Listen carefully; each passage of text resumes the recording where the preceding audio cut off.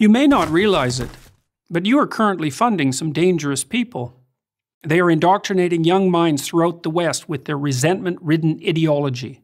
They have made it their life's mission to undermine Western civilization itself, which they regard as corrupt, oppressive, and patriarchal. If you're a taxpayer or paying for your kid's liberal arts degree, you're underwriting this gang of nihilists. You're supporting ideologues who claim that all truth is subjective, that all sex differences are socially constructed, and that Western imperialism is the sole source of all third world problems. They are the postmodernists, pushing progressive activism at a college near you. They produce the mobs that violently shut down campus speakers, the language police who enshrine into law use of fabricated gender pronouns, and the deans whose livelihoods depend on madly rooting out discrimination, where little or none exists. Their thinking took hold in Western universities in the 60s and 70s, when the true believers of the radical left became the professors of today. And now we rack up education-related debt, not so that our children learn to think critically, write clearly, or speak properly, but so they can model their mentor's destructive agenda. It's now possible to complete an English degree and never encounter Shakespeare, one of those dead white males whose works underlie our society of oppression. To understand and oppose the postmodernists, the ideas by which they orient themselves must be clearly identified. First is their new unholy trinity of diversity, equity, and inclusion. Diversity is defined not by opinion, but by race, ethnicity, or sexual identity.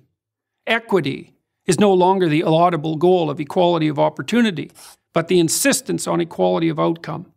And inclusion is the use of identity-based quotas to attain this misconceived state of equity.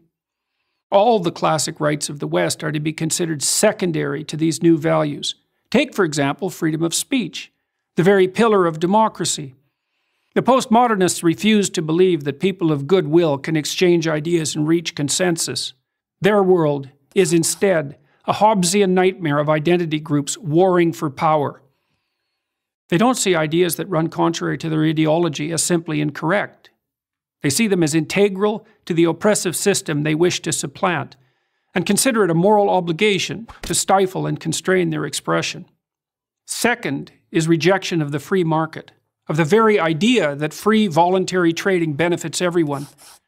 They won't acknowledge that capitalism has lifted up hundreds of millions of people, so they can, for the first time in history, afford food, shelter, clothing, transportation, even entertainment and travel.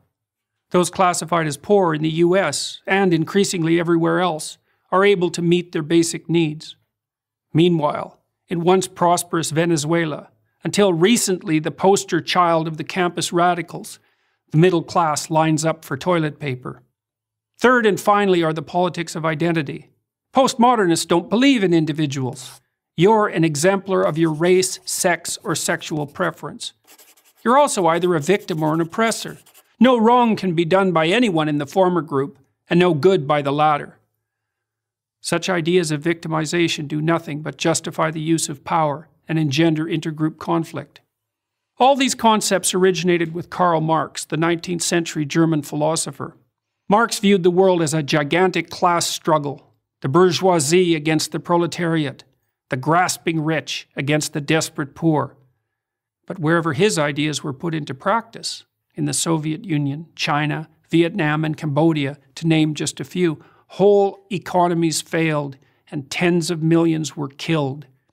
We fought a decades-long Cold War to stop the spread of those murderous notions. But they're back, in the new guise of identity politics. The corrupt ideas of the postmodern neo-Marxists should be consigned to the dustbin of history. Instead, we underwrite their continuance in the very institutions where the central ideas of the West should be transmitted across the generations. Unless we stop, postmodernism will do to America and the entire Western world what it's already done to its universities. I'm Jordan Peterson, professor of psychology at the University of Toronto, for Prager University.